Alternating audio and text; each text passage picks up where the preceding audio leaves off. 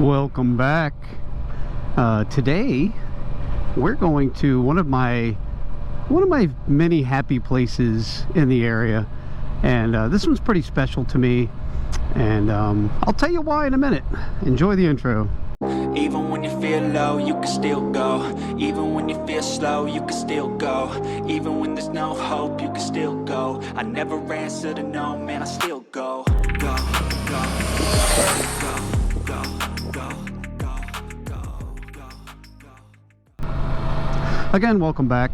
So one of the things that I haven't mentioned about me, or very little anyway, is I was in the Air Force. I was an aircraft mechanic, and that leads up to where we're going today, because we're going to the Dover Air Force Base Museum. And the museum is just located just on the south side of Dover Air Force Base. It's your access off of Route 9. We're getting ready to, like I said, we're getting ready to go there now. And I say it's my happy place because it brings back all the memories when I walk up on some of the aircraft, and some of those aircraft were in service when I was in, because I am a bit older, and to go back on those planes when they have open cockpit day on the third Saturday of every month, but to go back up on those aircraft and smell the aluminum and the insulation and all, it just takes me back to all those years I spent working on aircraft. So it's kind of my happy place. It's also the history of that place. I mean, it's a lot of World War II stuff, and I just love history. I love looking at those aircraft and thinking, where has that aircraft been? Like, all the places in the world. So and we're gonna go look at them. I'm gonna do just more of a quick walkthrough, show you some of the aircraft. There's a few I want to talk about that have interesting stories for me. They're personal to me, and then we'll wrap it up. And I just want to take you to one of my happy places, because I do enjoy the museum, and I love aircraft. So, all right. I think that's one of the reasons I love motorcycles so much, is they're about as close to an aircraft as you can get.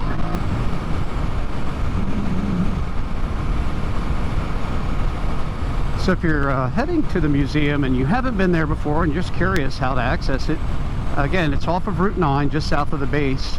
If you're coming up Route 1 from the south, it's going to be exit 91.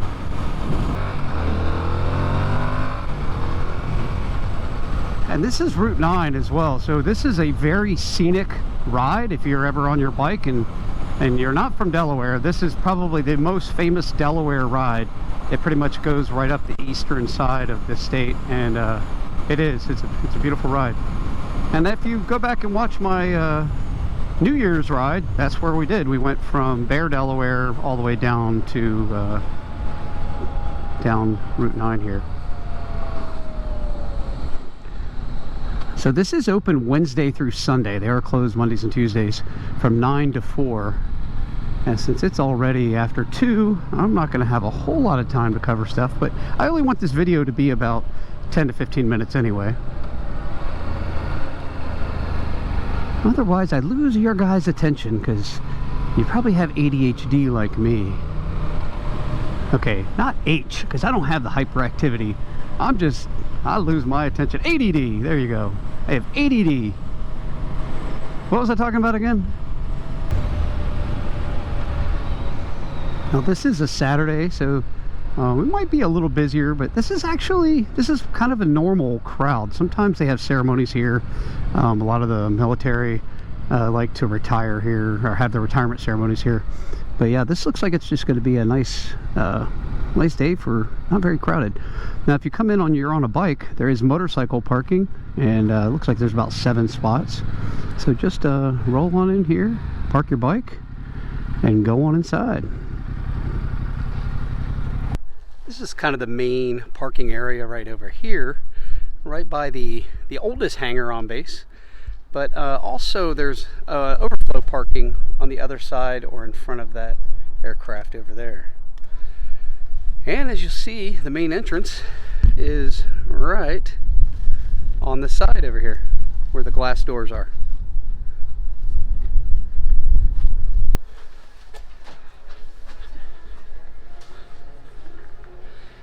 as you come into the left, you're going to see the museum store, and they have some pretty neat items.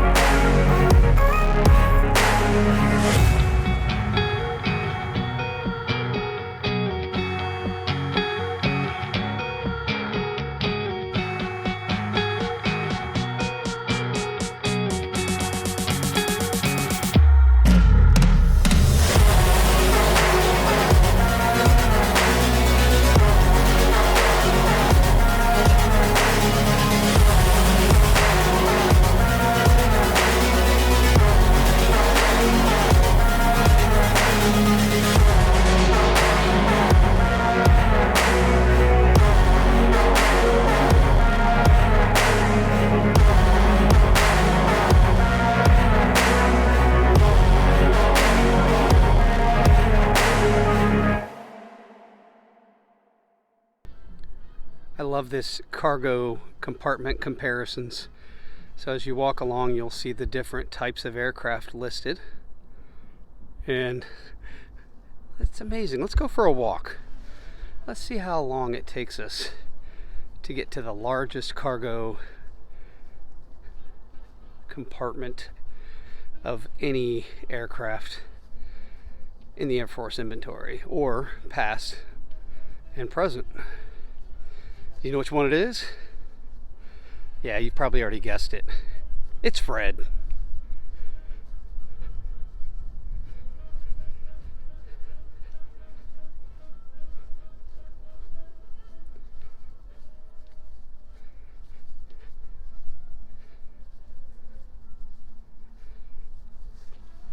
Now, I mentioned on the way I had a personal experience with some of the aircraft out here. This one, this VC-9, was once like a presidential support aircraft. This one I was on in 2002 when I was deployed in Saudi Arabia. This hit the ground, and I got to get a tour of this aircraft. I thought it was pretty interesting because they gave me some history of it then. I remember Nancy Reagan used to fly on this aircraft. She'd take the red eye from California to DC, and there's a sofa on there that turns into a bed, and she would fly on that. It was also Al Gore had a chair made for this aircraft. It was a recliner. I believe it was like $15,000. But of course they have to meet all those aircraft requirements. Had an Alpine sound system on it. It's pretty interesting. But we'll do a walkthrough on this one at a later time because I just want to talk about some of the aircraft and keep moving. So these are the 141s. This is the A model, and if you can notice, this one's quite a bit shorter than the B model, which is next to it. But all B models were once A models. They just were modified. They basically cut them in half and extended them for the cargo compartment, and they added aerial refueling capabilities. You can see a little hump on top, so they could take fuel and go further.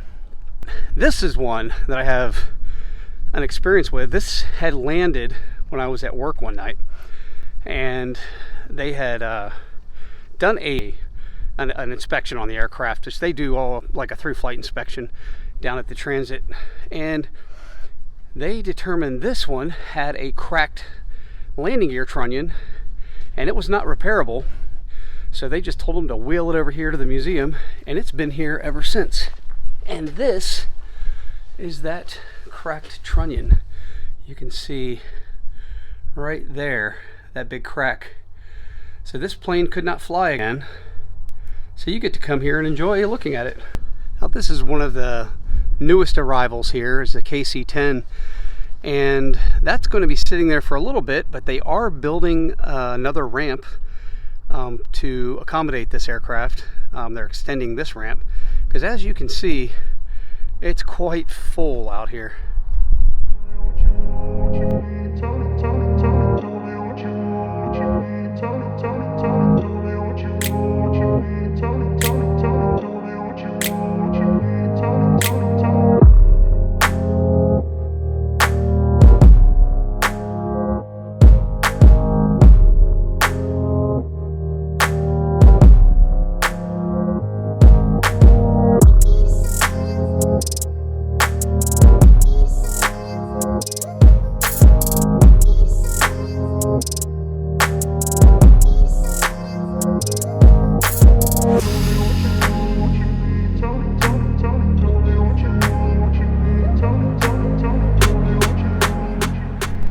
Looks like the pad is complete and the C5 is moved onto the new pad, and it looks like that KC-10 is going to be moved where the C5 was.